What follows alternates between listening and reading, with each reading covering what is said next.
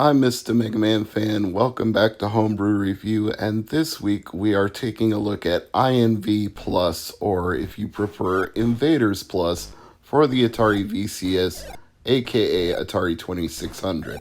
This was the first attempt, at least as far as I know, and seemingly as far as history records, for an Atari version of Space Invaders to have the full 11 columns of invaders with 5 invaders per each column.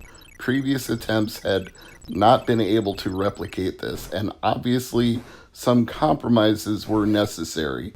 The invaders look like pixelated blocks as opposed to having their actual alien shapes, but this is still preferable to the official Atari release Space Invaders, which had much fewer columns of aliens and much less authentic gameplay compared to the original Space Invaders game. For example, the UFO behavior in this version is authentic in that if you're counting the number of shots you've fired, you can actually control the value of the UFO from 50 to 100 to 150 to 300 points.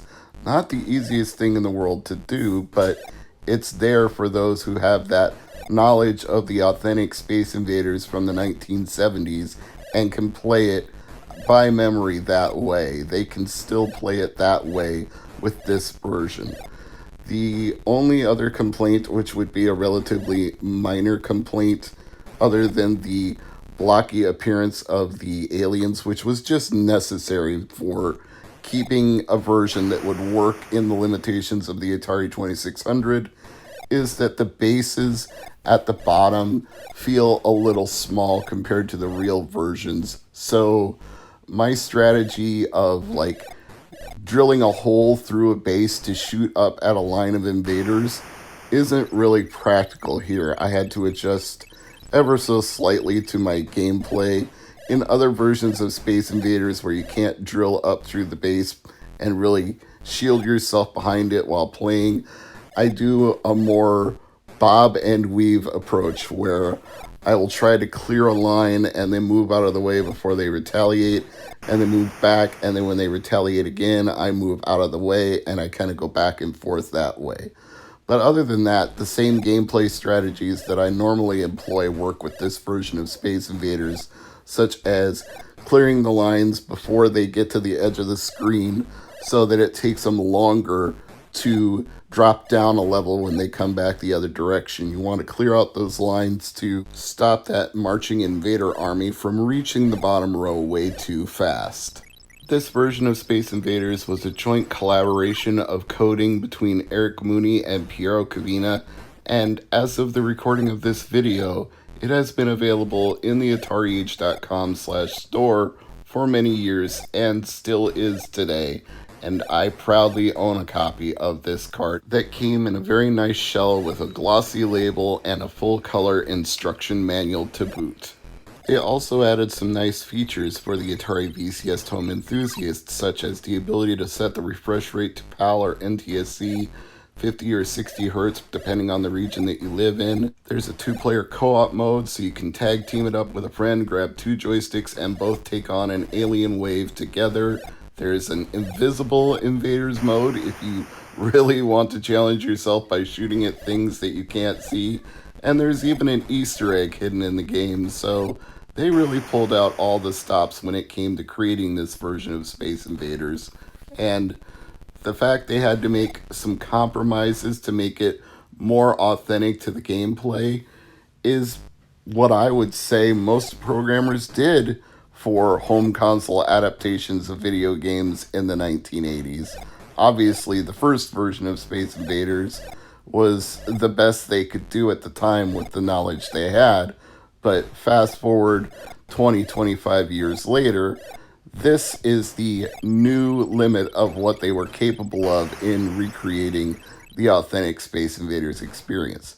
Now, if it seems like I'm bashing the Atari version that came out for the VCS, I should clarify that that was a system seller in every respect. Space Invaders was a worldwide phenomenon. It was a huge arcade hit, and the Atari VCS was the first home edition of Space Invaders you could play. So even if it wasn't 100% authentic to the arcade, It presented a good enough facsimile that people bought Atari VCS consoles just to play Space Invaders at home.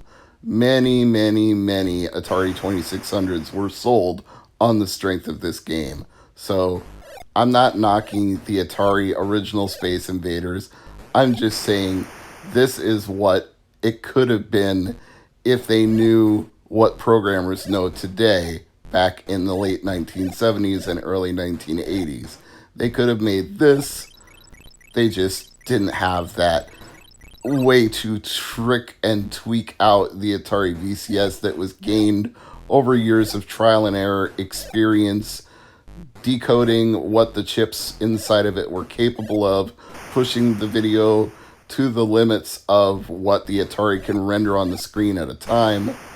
It required a lot of finesse, and that knowledge base had to build up over the decades, and it took a very dedicated and enthusiastic Atari homebrew scene with sites like AtariAge.com supporting it, encouraging it, and even providing physical releases when somebody created something good enough to share with the rest of the world.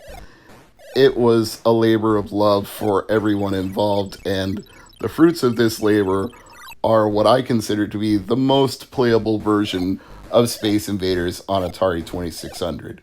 Just put aside the fact that the aliens don't look like aliens. Just play it like Space Invaders, and it feels right. The speed of the aliens when you knock out more of them ramps up appropriately. The background sound, that endless march, it increases in tempo accordingly. The UFO behavior is right.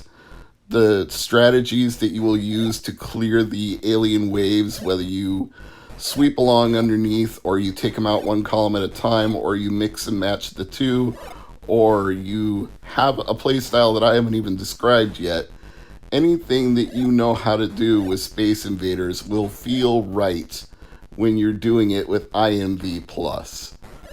And I would say not just to try this in emulation, because the ROM is freely available at AtariAge.com, so you can demo it to your heart's content. But I would say if you have an Atari 2600 and you only have the Space Invaders version that was released by Atari, spend $25, get this cartridge, put it in your Atari VCS or your Retron 77 or Sears Video Arcade, or in television with the Atari adapter, or ColecoVision with the Atari adapter. Whatever method you choose, you will get full joy out of INV+. It is the kind of game you will lose yourself in for dozens and dozens of hours. It doesn't get tiresome easily. The gameplay is so true to Space Invaders that if you ever played the arcade game, what else can I say? It's for the Space Invaders fan. If you like Space Invaders, INV+ is for you. I think that's the highest praise I can give it. It's such a good homebrew that you wish Atari had released it this way back in the day, and it would have been an even bigger hit for them than it already was. I'm Mr. MegaManFan, and as always, thank you for watching.